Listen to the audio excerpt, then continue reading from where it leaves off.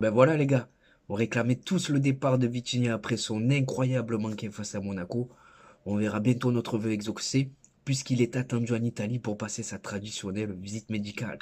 Bonjour à vous, supporters olympiens et supportrices marseillaises. J'espère que vous allez bien. On se retrouve aujourd'hui pour une nouvelle vidéo. Vidéo durant laquelle on va en grande partie parler mercato, puisque c'est l'actualité qui veut ça. On est en pleine période et ça commence à s'activer sérieusement dans les sens de départ avec Jonathan Klaus contre toute attente qui pourrait quitter le club. Vitinha, on ira lui chercher un remplaçant et Ismail Assar qui devrait finalement rester. Voilà pour le sommaire les amis. Et vu que je suis assez pressé de vous en parler, c'est parti. Mais bien entendu, avant, je vous demanderai de liker la vidéo, de me dire ce que vous pensez de tout ça en commentaire. Et surtout, n'hésitez pas à vous abonner. Bon, les amis, c'est parti. Parlons ballon et on va commencer cette chronique par la contre-performance de nos Olympiens face à Monaco. Alors, quand vous êtes dans ma situation, les gars, je vous le dis, c'est compliqué. C'est compliqué parce que déjà que l'OM il te déprime, mais quand j'ouvre vos messages sur Instagram et sur Snapchat et que je vous entends déprimer, que je vous entends tuer l'OM, tuer les joueurs, Longoria et ma courte, oh les gars, vous me faites encore plus déprimer.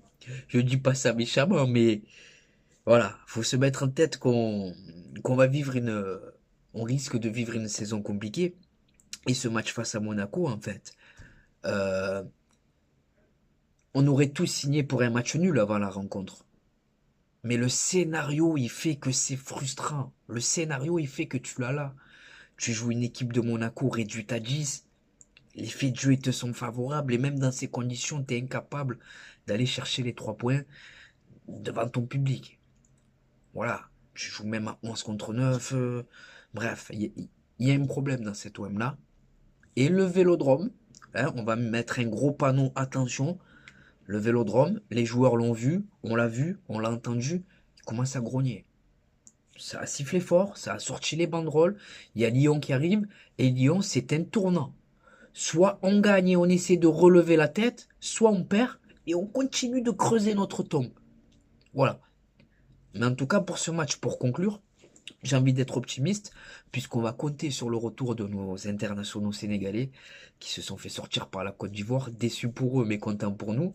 Et on va pouvoir aussi compter sur nos deux recrues, Quentin Merlin et Faris Moumbagna. Donc j'espère que tous ces retours-là, ça change un peu le visage et la dynamique de l'équipe.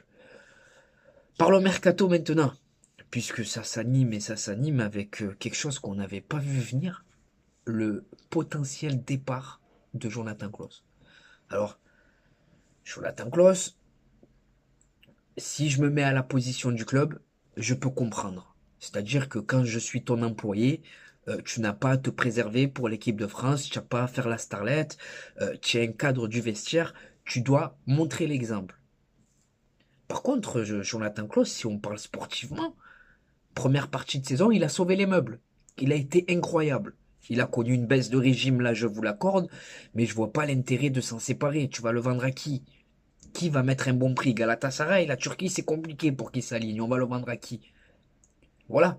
Il y avait le Bayern, c'est mort pour lui. Ils ont signé Sacha Boé, et ce même Sacha Boé, il va lui piquer sa place en équipe de France. Donc Jonathan Klaus, si tu veux aller à l'Euro, si tu veux rejoindre un grand club, ça passe par être bon à l'OM.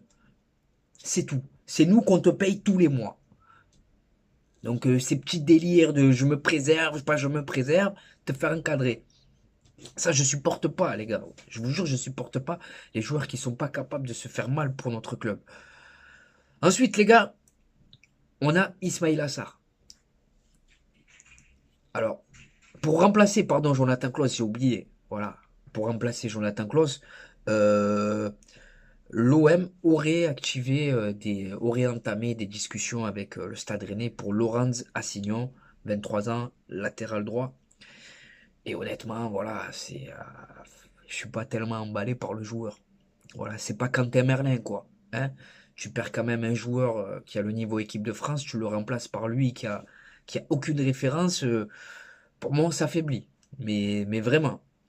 Donc, Laurent Sassignon, dites-moi ce que vous en pensez. dans l'espace qui vous est réservé en commentaire. Ensuite, nous vient le cas de d'Ismail Assar. Alors, dans ce dossier-là, on a tout entendu. Angleterre, Espagne, Marcelino. Angleterre, Espagne, Marcelino. Mais finalement, il pourrait rester. Voilà, il devrait rester. Je trouve que c'est une bonne chose. C'est une bonne chose parce que même s'il déçoit depuis son arrivée, même si il n'est pas à la hauteur, Ismail Assar, c'est quand même l'un de nos seuls ailiers. Donc pourquoi tu vas vendre l'un de tes seuls ailiers? Autant le garder. Il sort d'une grosse compétition où il a été bon, il a été décisif, il a été tranchant. Donc j'attends qu'il nous montre le même visage à l'OM. Voilà pour Ismail Assar. Ensuite, autre info mercato, on nous apprend que l'OM pourrait recruter un attaquant quand le départ de Vitinha sera officiel. Et je vous avoue que je comprends pas trop entre guillemets, voilà, hein, parce que l'argent de Vitinha qu'on va peut-être recevoir, autant le mettre derrière. Derrière, je trouve qu'il faut renforcer la défense parce que on est friable. On est friable et d'autant plus que devant on est bien fourni avec Correa, Aubameyang, Iliman Ndiaye et notre ami Faris Moumbagna. Donc autant aller renforcer la défense. Moi je trouve que c'est beaucoup plus cohérent. Ensuite les amis, on a vu apparaître une rumeur qui est liée pour moi au dossier Ismail Assar. La rumeur Ludovic Blas.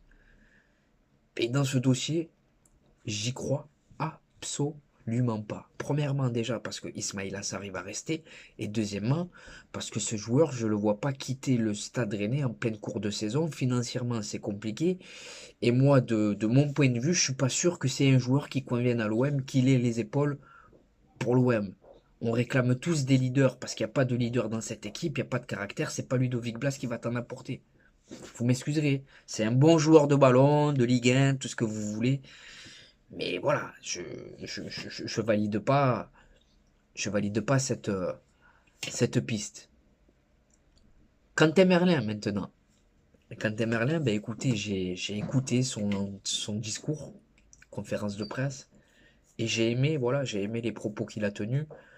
On a l'air d'avoir affaire à même s'il est jeune, à un jeune très sérieux qui sait ce qu'il veut, euh, qui va vouloir prouver sur le terrain. C'est pas lui que tu vas entendre parler comme Lirola et compagnie, hein.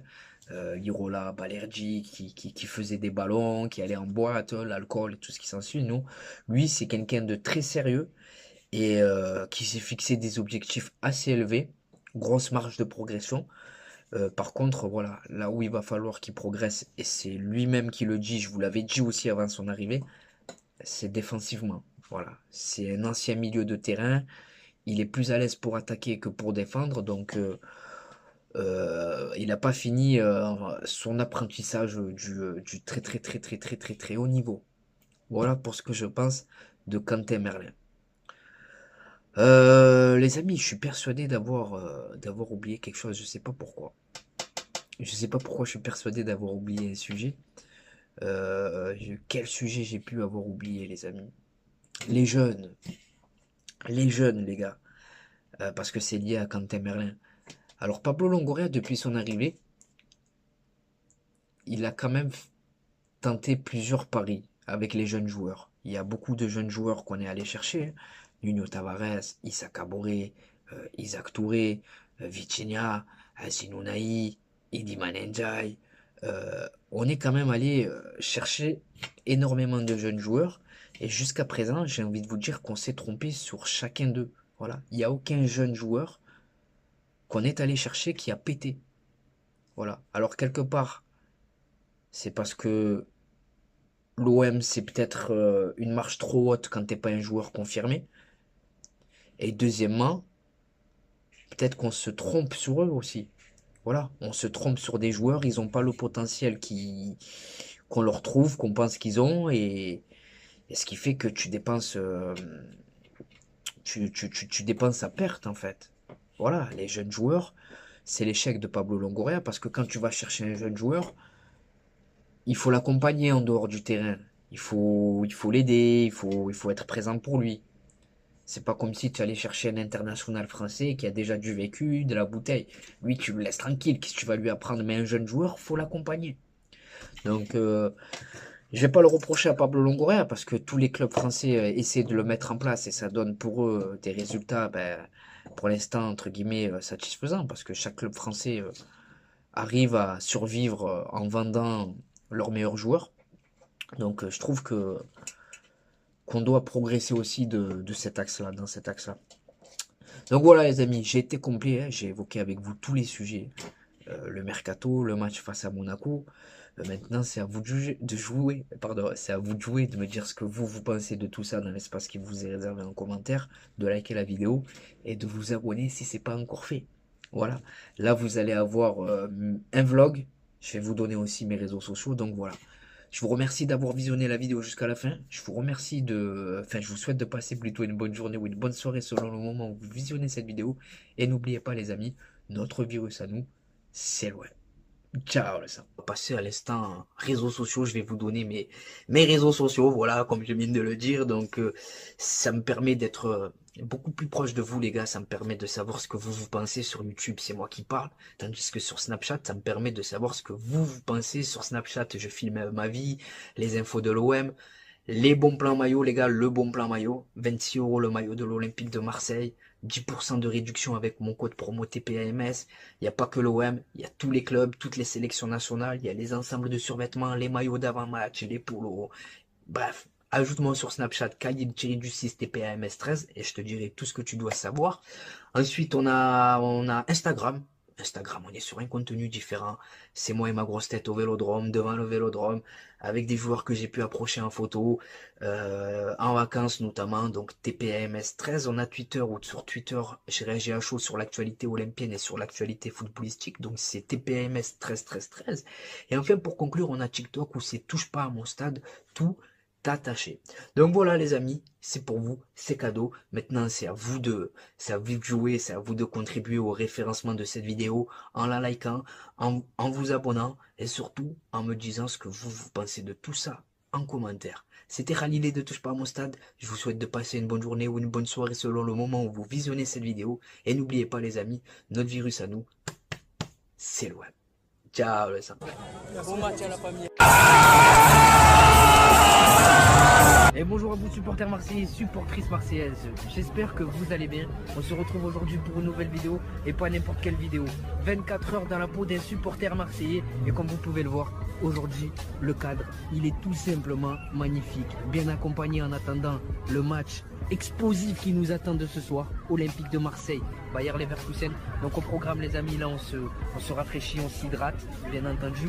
Et juste après, direction le Vélodrome pour vous faire vivre l'ambiance exceptionnelle qui nous attend ce soir. Dans le stade Vélodrome, il y a une marée les gars, il y a une marée, c'est impressionnant. Le retour de l'Olympique de Marseille, Adel, t'en penses quoi? Allez l'OM les gars, tout simplement. Regardez, légende olympienne les amis, monsieur Charles de Bonneau. Et regardez les amis comme il est accueillant, fait la photo avec tout le monde. Hein. Normal. Un mot pour le mercato. Le mercato pour l'instant est extraordinaire. On peut faire confiance aux dirigeants. Oui. Ce qu'il y a de certain, c'est qu'il y a d'autres joueurs qui vont arriver. Oh, merci, merci. Et encore merci pour tout ce que tu as pu faire pour l'Olympique de Marseille. C'est normal. Exceptionnel les gars. La légende Jean-Charles de Bonneau avec une grosse info mercato. Et là, il n'y a rien frère. Info mercato carrément. Il a annoncé deux grosses arrivées encore les gars, vous l'avez entendu. Les amis, c'est là que tout se passe. C'est là que tout se passe les amis. Le Vélodrome. De retour à la maison les gars. Exceptionnel.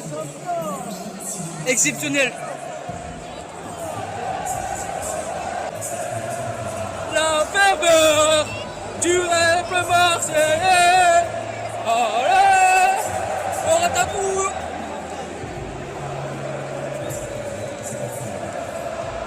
On est posé les amis, on attend patiemment que le match démarre, comme vous pouvez le voir. C'est magnifique les amis. Magnifique. Il y a les photos. Pronostic Malik. Toujours 2-2, mais confiant pour la victoire. Mahmoud, pronostic. Toujours 1-1. Match nul. Adel, pronostic. Exceptionnel les gars. Voilà, Imran Soglou. Ounaï.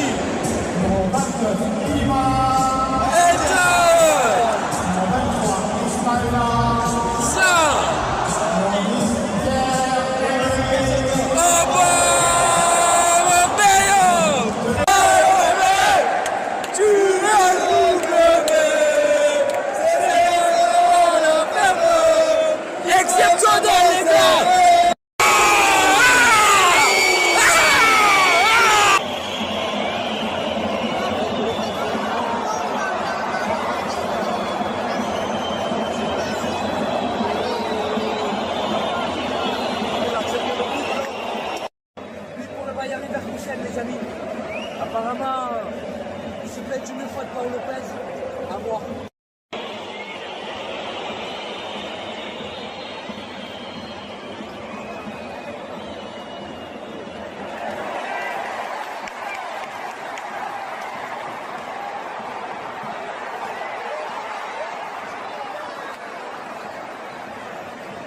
Ah, c'est la mi-temps les gars, pour l'instant on n'y arrive pas. Paul Lopez il te ménique. Hein. Paul Lopez il te ménique. Défensivement c'est fragile. Offensivement, bon, il y a 2-3 choses intéressantes.